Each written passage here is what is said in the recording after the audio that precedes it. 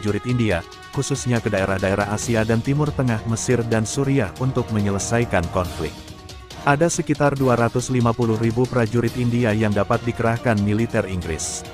Pengiriman prajurit India ke Indonesia dilakukan Inggris setidaknya dalam dua era.